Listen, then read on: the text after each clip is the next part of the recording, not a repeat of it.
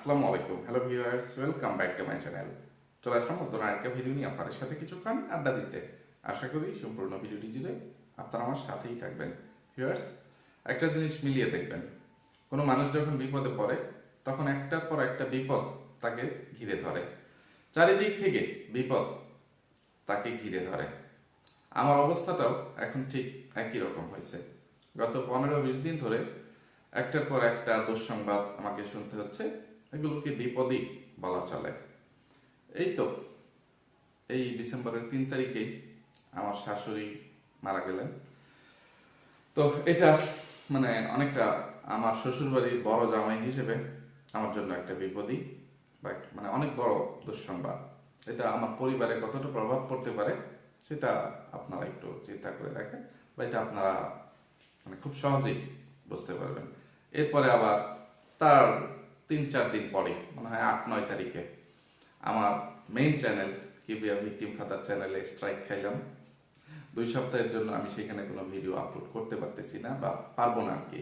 হয়তো বা আগামী 2-3 দিনের মধ্যে আমার main channel Kibria victim father চ্যানেলে আমি আবার ভিডিও আপলোড করতে পারবো। আপনাদের সাথে আবার আমার পুরনো চ্যানেলে, আমার প্রধান চ্যানেলে আপনাদের সাথে আড্ডা হবে। তো দোয়া করবেন এরপরে যেন আর কখনোই আমার চ্যানেলে এরকম কোনো সমস্যা না হয়। এরপরে আবার এই যে ইদানিং গত 2 দিন আগে, গত শুক্রবার দিবাগত রাতে আবার আমার বড় ভাই, আমাদের 5 ভাইয়ের মধ্যে 5 ভাইয়ের মধ্যে মাঝারো জন, এমনিতে সেই দুজন, হঠাৎ খুব গুরুতর অসুস্থ হয়ে ঢাকার ধানমন্ডি ল্যাবেট হসপিটালে ভর্তি হওয়ার পরে তার হার্টে ব্লক ধরা পড়ায় ইমার্জেন্সি ভিত্তিতে তাকে হার্টে রিং করানো হয়। এখনো সে ধানমন্ডির ল্যাবেট হসপিটালে ভর্তি আছে। তো এইটা হঠাৎ করে আমার জীবন থেকে অনেক আমার একার না, আমাদের পরিবারের মধ্যে অনেক বড় একটা প্রভাব পড়ছে। অনেকের অনেক আনন্দ নষ্ট করে দিছে। আমার ভাতিজা ভাতিজির যে কি অবস্থা হয়েছিল সেটা তো আপনাদেরকে বলে বোঝাইতে পারবো না। তো এই অবস্থার মধ্যে রাতের বেলায় কি বলবো, একটু বলি যে অনেকেই হয়তো বা যারা আমার ফেসবুকে আছেন তারা কয়েকজন জানেন, আর বাকিদেরকে একটু জানাই যে গত কয়েকদিন ধরে আমি কিভাবে কি কারণে রেগুলার ভাবে ভিডিও আপলোড করতে পারতেছি না। আমি গত পরশুদিন একটু তাড়াতাড়ি ভিডিওটা আপলোড করে দিছিলাম, ভাবছিলাম এখন থেকে একটু তাড়াতাড়ি করে ভিডিওগুলো আপলোড করব, কিন্তু ওই যে একটার পর একটা বিপদ আসতেই আছে। সেই জন্য পরিকল্পনা করে কোনো কিছু করে উঠতে পারতেছি না। তো যেদিন বড় ভাই অসুস্থ হইলো, সন্ধ্যার পরেই সে হঠাৎ একটু অসুস্থ বোধ করায়। সে নিজেই তার ব্যবসা প্রতিষ্ঠানটা যেখানে, তার দোতলাতেই তার বন্ধুর হাসপাতাল। এই যে আমার যেই ভাইটার বাড়িতে কিছুদিন আগে দাওয়াত খাইলাম, মিলাদ মাহফিল হইলো, নতুন বাড়ি করলো, দেখাইলাম আমার সেই ভাইটা অসুস্থ। তো তার যে বন্ধুটা ডাক্তার, সে আবার একটা হাসপাতালেরও মালিক। তো সে আগের দিন এক জায়গায় দাওয়াত খেয়ে আসছে, আবার যেদিন অসুস্থ হয়েছে সেই দিন একটা বিয়ের দাওয়াত খেয়ে আসছে, এবং তারপরের দিনও আবার একটা বিয়ের দাওয়াত আছে, বৌভাতের দাওয়াত আছে। আমরা সবাই মিলে যাব, সপরিবারে, আমাদের 5 ভাই ভাবি, আমাদের মামারা, মামা খালারা সবাই মিলে সেখানে যাব। আমার এক চাচাতো ভাইয়ের বিয়ে, বৌভাত। তো এমন অবস্থায় সন্ধ্যার পরে একটা বিয়ে খেয়ে এসে সে পরের দিন বৌভাতের দাওয়াতটা খাইতে পারলো না। তার জন্য আমাদেরও আর সেই আনন্দটা উপভোগ করা হয় নাই। তো সন্ধ্যার পরে যখন সে অসুস্থ হয়েছে, হঠাৎ তার নিঃশ্বাস বন্ধ হয়ে গেছে, নিঃশ্বাস নিতে পারতেছে না, হঠাৎ হাসপাতালে একটু তাকে অক্সিজেন দিয়ে ইয়ে করা হয়েছে। তো কতক্ষণের মধ্যে কিছুটা সুস্থ বা অনেকটা সুস্থই সে হয়ে গেছে। ডাক্তার পরীক্ষা নিরীক্ষা করে তাকে সম্পূর্ণ সুস্থই বললো যে এখন আর হাসপাতালে ভর্তিও থাকার দরকার নাই, আর যতটুকু ইয়ে ছিল বিপদ আপদের আমি কিছু দেখতেছি না। এরপরেও আগামীকাল আইসেন, আজকে যেহেতু মোটামুটি রাত হয়ে গেছে, আগামীকালকে কিছু বাদ বাকি পরীক্ষা নিরীক্ষা করে যদি ঢাকা যাওয়ার প্রয়োজন হয় আপনাকে ঢাকা যাইতে বলবো। আমরা বা আমার বড় ভাই মেজু ভাই, বড় মামা, ছোট মামা, তারাও আমরা হাসপাতালে সবাই মিলে তাকে বললাম যে তুমি যদি বেশি অসুস্থ বোধ করো বলো, রাতের বেলায় তোমাকে ঢাকায় নিয়ে যাই। তো তো সে বললো না তেমন একটা ইয়ে লাগতেছে না, তো আগের চেয়ে অনেকটা বেটার ফিল করতেছি। তো আচ্ছা ঠিক আছে, পলাশ যেহেতু বলতেছে, মানে পলাশ হচ্ছে ডাক্তার, যে তাহলে আমি বাড়িতে চলে যাই। বাড়িতে এসে সে বিশ্রাম নিল, ইয়ে করলো। হঠাৎ রাত, আমি লাস্ট যে ভিডিওটা আপলোড করছি সেদিন, সে রাত 12টা 15 বা 20-এর দিকে মানে ঘুমের মধ্যে অচেতন হয়ে গেছে। মানে ভাবি সে টের পাইছে, মানে যখন কোনো রেসপন্স পাচ্ছে না, মানে হঠাৎ ঘুমের মধ্যে একটু গঙ্গানি গঙ্গানি একটা ইয়ে হচ্ছে, তো এরকম করতেছে, কিন্তু তাকে মানে ধাক্কা দেওয়ার পরেও সে সজাগ হচ্ছে না, কোনো রেসপন্স করতেছে না, হাত পা ঠান্ডা হয়ে গেছে, মুখ দিয়ে একটু ফ্যানাও চলে আসছে। তখন তো ভাই মানে ভাবি ভাতিজা ভাতিজি তারা মানে খুব কান্নাকাটি শুরু করে দিছে। আর আমরা তো এই বাড়িতে থাকি, তো সাথে সাথে আম্মা ফোন দিল, আমরা গেলাম। মানে সাথে সাথে ওই যে আবার ডাক্তার পলাশ ভাইকে ফোন দিলাম, পলাশ ভাই বাসায় আসলো। বাসায় এসে সাথে সাথে মানে পলাশ ভাই আসতে আসতে একটু ইয়ে হয়েছে, সে বাজার থেকে এখানে আসতে আসতে 1টার মতো বেজে গেছে। তো সাথে সাথে সে শুধু বলছে ভাই আপনি একটা পাঞ্জাবি পরেন। ততক্ষণে বড় ভাইয়ের জ্ঞান একটু ফিরছে। প্রথম বলতেছিল ঢাকা যাওয়ার দরকার নাই, এই সে আমরা বলতেছি যে ড্রাইভারকে ফোন দাও, ড্রাইভার এসে মানে গাড়ি বের করুক। পরে সে বলতেছে থাক থাক দরকার নেই। এর মধ্যে আমার আরেকটা খালাতো ভাই, আমার বড় ভাইয়ের মানে বন্ধু প্লাস আমাদের আপন খালাতো ভাই এবং পলাশ ভাই আসলো। সাথে সাথে পলাশ ভাই বলতেছে আপনার শুধু একটা কাপড় নেন, কাপড়টা নিয়ে গাড়িতে বসেন, ড্রাইভার লাগবে না, আমি নিজেই যাচ্ছি। তো ঢাকায় নিয়ে গেল ল্যাবেডে, নেওয়ার সাথে সাথে ইমার্জেন্সি ভিত্তিতে মানে একটু পরীক্ষা নিরীক্ষা করে দেখা গেল যে বড় ভাইয়ের হার্টে 2টা ব্লক ধরা পড়ছে। সাথে সাথে মানে 2টা, সোজা কথা 2টা না কয়টা ব্লক ধরা পড়ছে এত ডাক্তারি ইয়ে তো আর আমি জানি না। তো 2টা রিং পরানো হয়েছে। তো এখন এই অবস্থায় বড় ভাই তো হাসপাতালে ভর্তি, সাথে যে খালাতো ভাই পলাশ ভাই এবং ভাবিকে দিয়ে দিলাম। তো আমাদের আর পরের দিনের কিসের বিয়ে খাওয়ার ইয়ে, পরের দিন আবার আমরা মানে এক ভাই ঢাকায় চলে গেলাম, আরেক ভাই মানে এক ভাই ওখান থেকে আসতেছে, আবার আরেকজন দেওয়া হচ্ছে, এভাবে এভাবে মানে ইয়েগুলো সময়গুলো পার হচ্ছে। তো এখনো বড় ভাই হাসপাতালেই ভর্তি আছে, তাকে আর নিয়ে আসা হয় নাই। এখন এই পরিস্থিতিতে আমার সকল ভিউয়ার্স ও শুভাকাঙ্ক্ষীদের কাছে দোয়ার দরখাস্ত থাকলো, আপনারা সবাই আমার বড় ভাইয়ের জন্য দোয়া করবেন, আল্লাহ তাআলা যেন তাকে দ্রুত সুস্থতা দান করেন। মন মানসিকতা ভালো না, সোজা কথা আমি আমার আসামিদের উপরে গত 2 দিন কোনো নজরই রাখতে পারি নাই। এছাড়া আরো কত ধরনের বিপদ আপদ আছে বা সমস্যা মুসিবত আছে, এগুলো তো এখানে খুলে বলা সম্ভব না। মানে রেগুলার ভিডিও আপলোড করতে চাইলেও একটার পর একটা সমস্যার কারণে ভিডিও আপলোড করা হয়ে উঠতেছে না। তো দেখা যাক আমার কিবরিয়া ভিকটিম ফাদার চ্যানেলটা মানে আবার পুনরায় ঠিক হয়ে গেলে আমি রেগুলার ভাবে ভিডিও আপলোড করার চেষ্টা করব। তো আমি গত যে ভিডিওটা আপলোড করছিলাম সেখানে চাশমিশ চাপা শুটকিকে ভর্তা এবং পরকিয়া রানী সাগিনুরকে রোস্ট করছিলাম, এবং সেখানে তাদেরকে সম্পূর্ণভাবে মানে রোস্ট আর ভর্তা বানানো শেষ হয় নাই। মানে তাদের এত এত গালাবাজি চাপাবাজি বা গাজাগুলি যুক্তি সেগুলো খণ্ডানো হয় নাই, বা তাদের সব নষ্টমী নোংরামির বর্ণনা দিয়ে তাদেরকে ধোলাই করতে পারি নাই। তো মানে কথা দিয়েছিলাম বা ইচ্ছা ছিল যে পরবর্তীতে মানে ওই চাশমিশ চাপা শুটকির ওই ভিডিও পার্ট 2 নিয়ে আবার আপনাদের সাথে আড্ডা দিব, চাশমিশ চাপা শুটকিকে একটু ধোলাই করবো। তো অনেকক্ষণ মানে কথা বলে ফেললাম এইসব মানে সমস্যা বা বিপদ আপদের কথাগুলো বলতে গিয়ে। তো বিষয়টাকে ক্ষমা সুন্দর দৃষ্টিতে দেখবেন।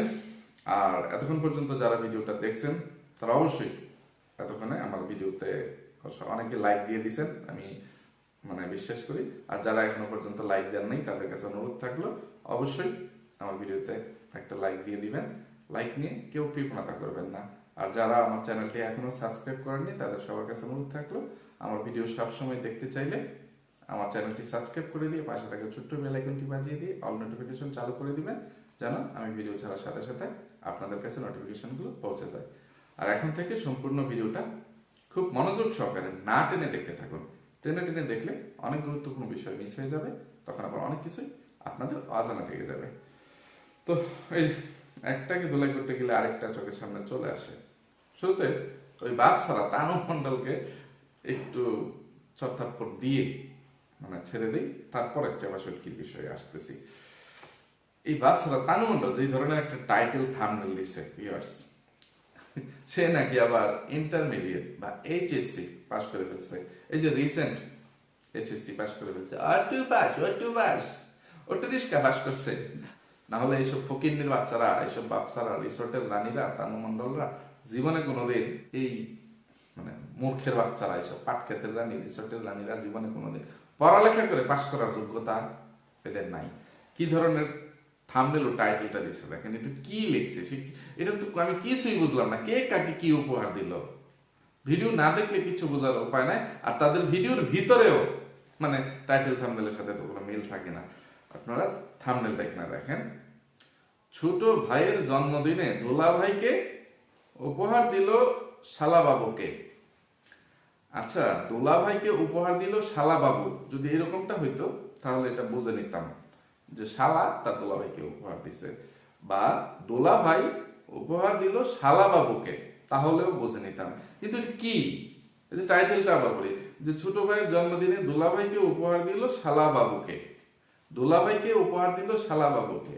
আর এই ধরনের মানে পাট ক্ষেতের মানে রাতের রানীদের, মূর্খের বাচ্চাদের ভিডিও দেখার জন্য এক শ্রেণীর গণ্য মূর্খরা, টিনের চশমা পরা গণ্য মূর্খ, অসচেতন, অবিবেচক ভিউয়ার্সরা হুমড়ি খেয়ে পড়ে।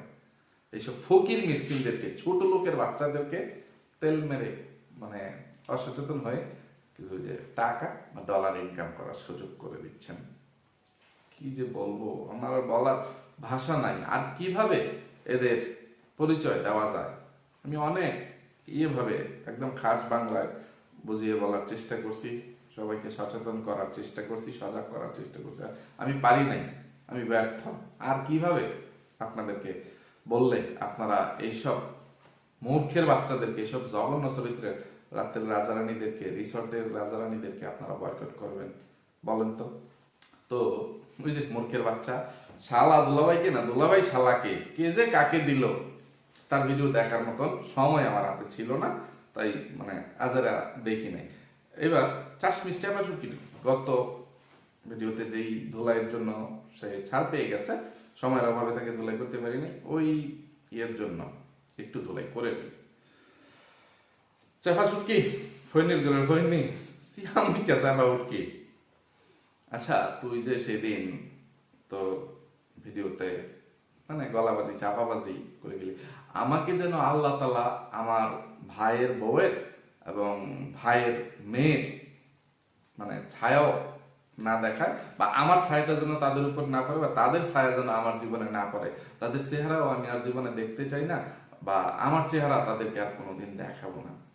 এই যে এই কথাগুলো এই চাশমিশ চাপাচুটকি বলছে, সে কতটা জঘন্য চরিত্রের একটা ডাইনি হইলে, কুটনি হইলে সে এরকমটা বলতে পারে। এখন তার ছোট ভাইয়ের বউ যত অন্যায় অপরাধী করুক, যে কথাগুলো আমার গত ভিডিওতে বলছিলাম, সেটা তো সে ঘরোয়া ভাবে মিটমাট করতে পারতো। সে আবার বলে, আপনারা ভিউয়ার্সদেরকে বলে যে আপনাদের কমেন্টের উপর ভিত্তি করে আমাদেরকে এসব বলতে হয়, আপনাদের কমেন্টের জন্য আমাদের জীবনে এত অশান্তি হয়, আপনাদের কমেন্টগুলো আমাদের জীবনে এরকম প্রভাব ফেলে, এই সেই তো এই কারণে ডিপ্রেশনে চলে গিয়ে মানুষ কত কিছু করে ফেলে। ফকিন্নির বাচ্চাকে হাতের কাছে পাইলে সত্যি একদম চেপা বানিয়ে ফেলতাম।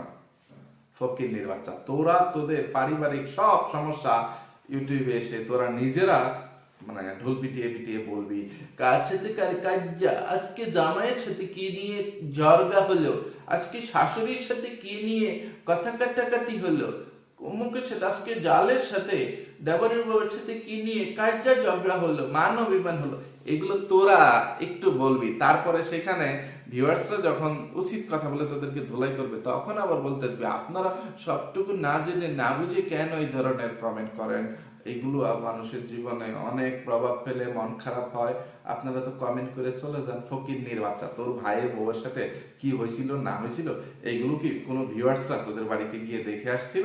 সেখানে সিসি ক্যামেরা ফিট করে রাখছিল যে তারা মানে সব জানতা, তারা গণক, তারা জ্যোতিষ, বা তারা অলৌকিক দৃষ্টির বলে ত্রিনয়ন নাকি বলে, যে সেই নয়নের ইয়ে দিয়ে ক্ষমতা দিয়ে তারা এগুলো দেখে আসতো, দেখে আসছিল ফকিন্নির বাচ্চা।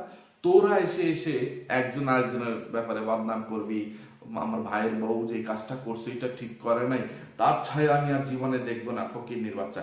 তোর ছোট ভাইয়ের বউ যত বড় অন্যায় করুক না কেন, তুই মানে সে ছোট, তাহলে তুই বড়র পরিচয়টা দিতি, যে তোর ছোট ভাইকে এবং তোর মা বাবাকে বলে তোর ছোট ভাইয়ের বউয়ের শাসনটা করতে পারতি, যে তাকে মানে এই ভিডিও ডিলিট করতে পারো, বা পরবর্তীতে সে যেন এই ধরনের আর কোনো কাজ না করে। সেখানে তুই বলতেছিস মানে তুই আর তার চেহারা দেখবি না, তার ছায়াটাও পারাবি না, তোর ছায়াও তাদের জীবনে পড়তে দিবি না। সবচেয়ে বড় কথা যেটা, তুই তোর ভাতিজির চেহারাটা পর্যন্ত দেখবি না, তার চেহারা যেন তোকে আর কোনোদিন না দেখতে হয়, তোর চেহারা যেন তোর ভাতিজিকে দেখতে না হয়, মানে ছায়া পাড়াইতে না হয়, এই সে। তো তুই কতটা জঘন্য একটা ফুফু হইলে এরকমটা করতে পারিস। একটা মাত্র ভাই তোর, তোরা এক ভাই এক বোন, তোদের নিজের জবানবন্দি অনুযায়ী, ঠিক আছে? তো সেখানে যদি অন্যায় অপরাধ করে, সেটা তোর ছোট ভাইয়ের বই করছে, যদি করে, আমি বলবো না যে সে করছে, ঠিক আছে?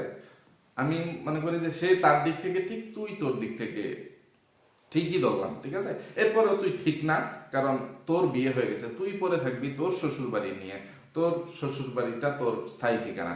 তো তুই সেটা বাদ দিয়ে তোর শ্বশুর বাড়ি রেখে তোর বাপের বাড়িতে পরে থেকে মানে বাপের বাড়িতে বোঝা হয়ে থাকিস, মানে নিজের কাজ তো নিজে করিস না, তোর কাজগুলো তোর মাকে দিয়ে, বাপকে দিয়ে, ভাইকে দিয়ে, ভাইয়ের বউকে দিয়ে করাস, যার ফলে তোর ভাইয়ের বউ প্রেগনেন্ট থাকা অবস্থাতেও সে তোর বাপের বাড়িতে বা তার শ্বশুর বাড়িতে কোনো আদর যত্ন পায় নাই, তাকে কেউ কোনো মূল্যায়ন করে নাই, এই সে মানে সে তার প্রাপ্য অধিকার থেকে বঞ্চিত হয়েছে। তো তার একটু লাগতেই পারে যে সে তার শ্বশুর বাড়িতে থাকতে চাইলেও ওই যে আদর যত্ন পাচ্ছে না বলে, পায় না বলে, তোর জন্য এখন মেয়ের সেবা করবে না ছেলের বউয়ের সেবা করবে তোর মা বাপ বা তোর ভাই, তো এই জন্য তার অবশ্যই সেখানে কমতেছে। তার যদি নিজেরও তোকে এক গ্লাস পানি ভরে এগিয়ে দিতে না হয়, তবুও তুই তোর বাপের বাড়িতে পড়ে থাকার কারণে সে অনেক সুযোগ সুবিধা থেকে বঞ্চিত হয়েছে। যে সময়টা তোর পিছনে তোর মা বাপ ব্যয় করছে, ওই সময়টা হয়তোবা ছেলের বউয়ের পিছনে দিতে পারতো।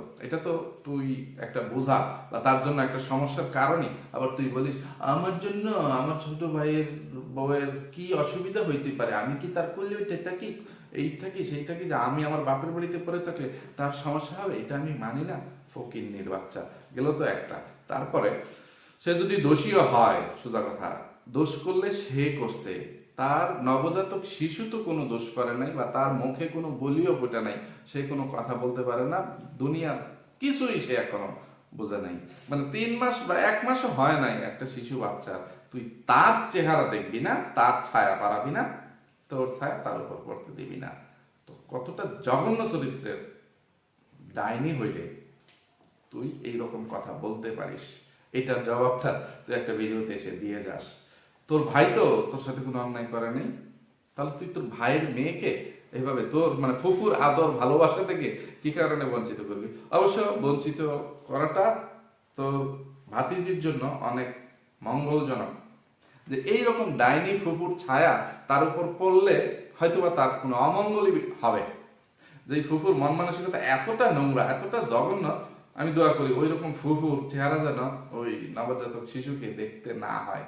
তুই তোর আসল চরিত্রটা তো তোর ভিডিওতে এসে ফুটিয়ে তুলিসি, মন মানসিকতার ভিতরের এগুলো ডাইনি যে কুৎসিত চেহারা, পেতনির যে চরিত্র, এগুলো তুই তোর কথাবার্তায় প্রমাণ দিয়ে গেছিস। তো তোর মতন জঘন্য চরিত্রের ডাইনি ফুফুর কাছ থেকে আল্লাহ তাআলা যেন এই নবজাতক শিশুকে সবসময় হেফাজতে রাখেন। আর তোর ভবিষ্যতে মানে যদি কোনো লজ্জা শরম থেকে থাকে এখনই, তাহলে ভবিষ্যতে এই বাপের বাড়িতে আর কখনো মানে তোকে যেন পা রাখতে না দেখি। কারণ তুই তো বলছিস তোর ভাতিজা মানে ভাতিজির এবং ভাই বউয়ের চেহারা দেখতে চাস না, তাহলে ওই বাড়িতে যেহেতু তাদের স্থায়ী ঠিকানা, তারা ওই বাড়ি দাদার বাড়ি একটা সন্তানের জন্য, নবজাতক হোক বড় হোক, তার স্থায়ী ঠিকানা, আর মানে মেয়েদের শ্বশুর বাড়িটা হচ্ছে স্থায়ী ঠিকানা। তো তুই বাপের বাড়িতে যখন তোর ভাইয়ের বউ বেড়াইতে যাবে তার বাপের বাড়িতে তখনই যাস, এছাড়া তুই যাস না। ফকিন্নির বাচ্চা, ছোট লোকের বাচ্চা। তো দুইটাকে নিয়ে কথা বলতে বলতে ভিডিওটা লম্বা হয়ে গেছে। এবার আবার পরকীয়া রানী সাকিনুর কতগুলো দিয়ে গেছে তার গত 2টা ভিডিওতে। এই যে একটু আগে একটা ভিডিও আপলোড করছে বা আজকে একটা ভিডিও আপলোড করছে, সেই ভিডিওতে থাম্বনেল দিছে, দাওয়াত করছে, রিকোয়েস্ট করছে, তারপরে আসছি, এখানে ফাও ফাও তো আসি নাই। আচ্ছা বুঝলাম সে কার কথা বলছে, বলতেছি আরেকটা লাইন পরে আসি। আমাকে ছাড়া স্বামীর অনেক মানুষ আছে, তাদেরকে নিয়ে সে থাকতে পছন্দ করে। মানে তার যে পালিত ছেলে, ওই রোহিঙ্গার বাচ্চা লম্পট পরকীয়ার রাজা, তার কথাটাই বলছে। ঠিক আছে, যে আমাকে ছাড়া স্বামীর অনেক মানুষ আছে, তাদেরকে নিয়ে সে থাকতে পছন্দ করে। আর টাইটেল, স্বামী তো আইজিরা খায় না, কাজ করে খায়, তাছাড়া সে আমার সাথে সব জায়গায় আসতে পছন্দ করে না, অবলিক রং খেলা শুরু। তো কোথায় দাওয়াত খেতে গেছে সেটা বলি। ওই যে কুইন পাদিয়া, মানে যে ফালানি ফালানি আছে, ফালানির ছেলের নন্টু কাটাইছে, টুনটুনি কাটাইছে, মানে মুসলমানই দিছে। ঠিক আছে, তো সেইখানেও এই তাদের নষ্টামি নোংরামিমূলক হলুদ খেলা, মেহেদি খেলা, রং খেলা, এইগুলোর আয়োজন করতেছে। মানে এইগুলো যে ডাইনি মাগিনোর মানে শুরু করে দিচ্ছে। ডাইনি মাগিনোর, সাগিনোর, মেকআপ বুতুরি, তানু মণ্ডল, এদেরকে তো ফলো করতেই হবে, তাদের আত্মীয় স্বজনদের। তো এগুলো ফলো করে ওই কুইন পাদিয়া, ওই ফকিন্নির বাচ্চা, দাতলির বাচ্চা, তার ছেলের মুসলমানের অনুষ্ঠান করতে গিয়ে রং খেলা, মেহেদি খেলা, এটা সেটা সব করে রাখছে। তো ডাইনি মাগিনুর তো এখন পদ্মার ছোলে যাইতে পারতেছে না, তো পরকেলানি সাগিনুরকে দাওয়াত দিছে। সাগিনুর হচ্ছে মানে চিপ গেস্ট, মানে সস্তা অতিথি। ঠিক আছে, তো এই জন্য সাগিনুর এত বড় গলায় থাম্বনেলে লিখলো, আমাকে রিকোয়েস্ট করে নিয়ে আসছে, দাওয়াত দিছে, তারপরে আসছি, এই সেই। ঠিক আছে, আর তার স্বামী যে অন্যদেরকে নিয়ে থাকতে ভালোবাসে, ইয়ে করে, এইটা তার ভিডিওতে কিন্তু সে কোনো জায়গায় বলে নাই, শুধু তার টাইটেল থাম্বনেলে সে ইয়ে করে দিছে যে আমাকে ছাড়া স্বামীর অনেক মানুষ আছে, তাদেরকে নিয়ে থাকতে সে পছন্দ করে। মানে তাহলে তার স্বামী বা তার পালিত ছেলে রোহিঙ্গা বাচ্চা লম্পট পরকীয়ার রাজা, আর কত পরকীয়ায় আসক্ত।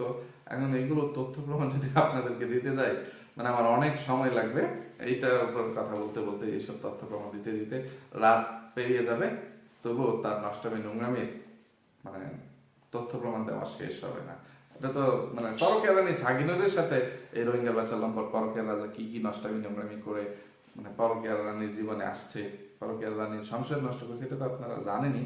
এছাড়াও পরকীয়া রানী সাগিনুরকে বিয়ে করার পরে আরো কত জায়গায় কত মহিলাদের সাথে নষ্টামি নোংরামি করছে বা এখনো করে যাচ্ছে। এগুলো পরকীয়া রানী সাগিনুর নিজে তার টাইটেল থাম্বনেলের মধ্যে প্রমাণ দেয়। ঠিক আছে, তো তার ভিডিওর টাইটেল থাম্বনেলের সাথে বাস্তবতার কোনো মিল ছিল না, কিন্তু ওই যে আবার আরেকটা ভিডিও আপলোড করছে এর আগের দিন বা ওই যে 21 তারিখে, গতকালকে, সেই ভিডিওতে থাম্বনেলে লিখছে এক লাইনে, বোনের সংসার, ভাইয়ের সংসার ভেজাল বাজানোর জন্য আবার চলে আসলাম। সে নিজেই বলতেছে তার ভাই বোনের সংসারে ভেজাল লাগানোর জন্য সে বাপের বাড়িতে চলে আসছে। আরেক লাইন, বাবার বাড়ি আসার সময় শ্বশুরের সাথে দেখা করে আসলাম। সে মানে হচ্ছে যে শ্বশুরের সাথে দেখা করার জন্যই মানে সে মানে ইচ্ছা করে শ্বশুরের সাথে দেখা করতেই গেছিল, এরকম একটা নমুনা বলতেছে। আসতেছি আমি। আর টাইটেল, ননদকে পছন্দ করি না, তাই নিজের টাকা কেনার গাড়ি পাঠায় নাই। কি লিখছে ভিউয়ার্স, এটা আপনারা আমার একটু বুঝাই দেন, আমার মাথার উপরে দিয়ে গেছে। ননদকে পছন্দ করি না, তাই নিজের টাকার কেনা গাড়ি দিয়ে, এটা সে লেখে নাই, নিজের টাকা কেনা গাড়ি পাঠায় নাই। পাঠাই নাই এমন না, অন্য কেউ পাঠায় নাই। তার অবলিক, বাড়ি থেকে বাবার বাড়ি কিভাবে চলে আসলাম। বাড়ি থেকে বাবার বাড়ি মনে হচ্ছে সে পাংখা লাগায়া সে ওরাল দিয়ে চলে আসছে, অথবা হাতির মতো ইয়ে করে চলে আসছে। তো এই হাতির বাচ্চা সাগিনুর ওই যে এত লাথি উস্তা জুতা পিঠা ঝাড়ু পিঠা খেয়ে কিছু টিয়া পয়সা আয়ুজি কইরা একটা বাংলাদেশের লক্ষ লক্ষ গাড়ি কিনছে, এই গাড়ি চলে আসছে। এটাই কিভাবে আসলাম। তো আসার আগে যে কত কিছু তার ভিডিওতে দেখাইছে। একবার শুরুতেই মানে একই দৃশ্য, ফল্লা লাগাইতেছে, মধ্যে লাগাইতেছে, শেষে লাগাইতেছে, কোনো আগা নাই, মাথা নাই, গুড়া নাই, কিচ্ছু নাই। কোনটারে আগা ধরাম, কোনটারে মাথা ধরাম, কোনটারে গুড়া ধরাম, কোনটার মধ্যে ধরাম বুঝি না।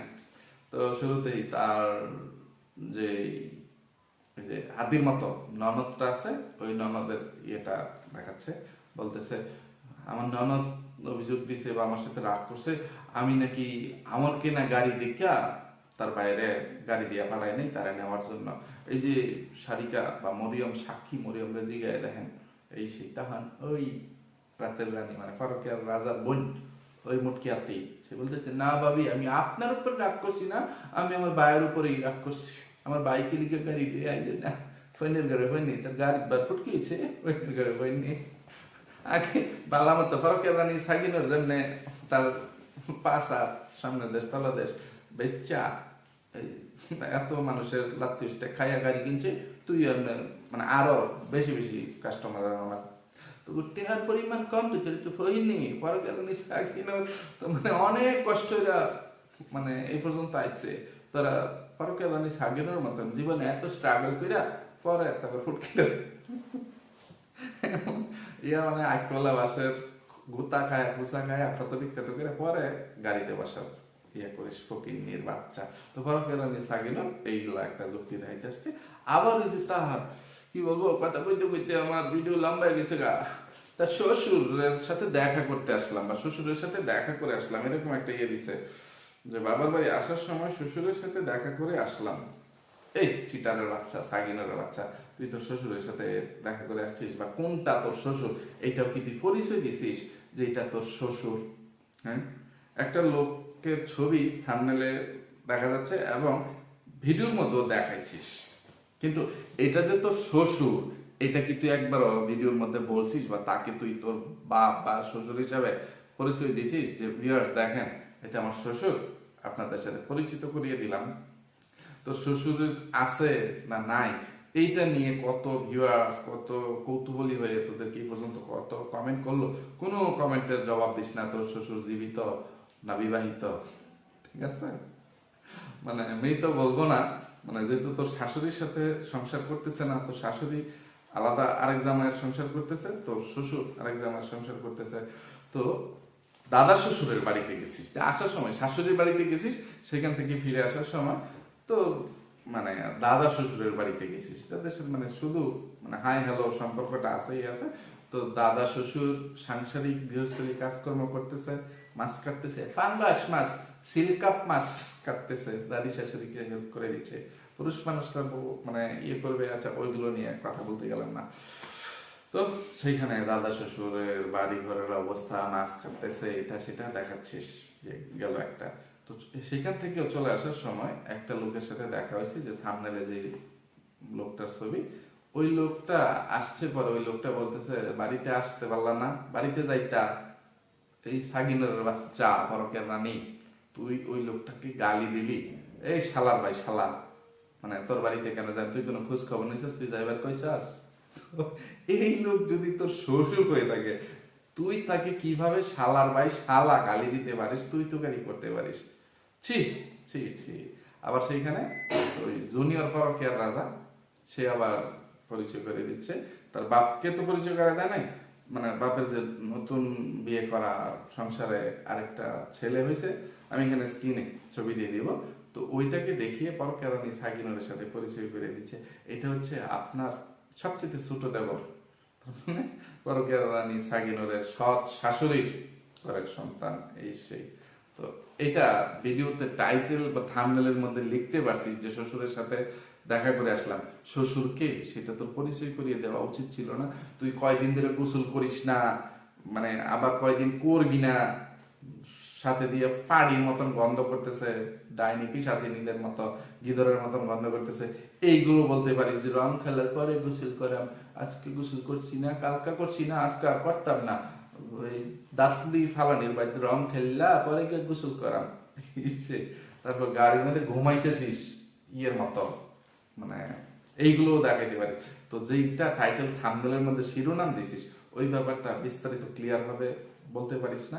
এছাড়া আরো কি কি ফটকামি ফাতরামি তোর বড় ভাই ওই নয়া বাদাইমা তার শ্বশুর বাড়িতে কি দিয়ে খাইছে না খাইছে, ডাইলিয়া খাইছে না মানে কুত্তা জবইরা খাইছে, এই সেই এইগুলো সেগুলো নিয়ে যেসব গলাবাজি চাপাবাজি করতেছিলি বা ফটকামি হাতরামি করতেছিলি, এগুলোর জন্য এখানে আর কথা বলতে পারতেছি না, কারণ কথা বলতে বলতে ভিডিওটা অনেক বেশি লম্বা হয়ে গেছে। তোর জন্য আমার ঘৃণিত লালু, মানুষের বাচ্চা দেশি কুত্তা, ওই ভণ্ড বাচাল মনুষদারি শয়তান, দাঁতের বাগান ফাত্রা নাজরের নিশি এবং মাগিনুর ফাটকেতের রানী বাংলাদেশি ডাইনি মাগিনুরকে ধোলাই করতে পারলাম না, তো তাদেরকে পরবর্তী কোনো ভিডিওতে ইচ্ছা মতো ধোলাই করে জুতা পেটে ঝাড়ু পেটে ঠ্যাঙ্গা বাইক কলা বাস দিয়ে উচিত শিক্ষা দেওয়ার চেষ্টা করব। তো ভিউয়ার্স, এতক্ষণ পর্যন্ত ধৈর্য ধরে যারা আমার সাথে ছিলেন সবাইকে অসংখ্য ধন্যবাদ। সবাই ভালো থাকবেন, সুস্থ থাকবেন, নিরাপদে থাকবেন। আমার জন্য, আমার পরিবারের জন্য, আমার দুইটা সোনামণির জন্য মন থেকে দোয়া করবেন। আল্লাহ হাফেজ, আসসালামু আলাইকুম।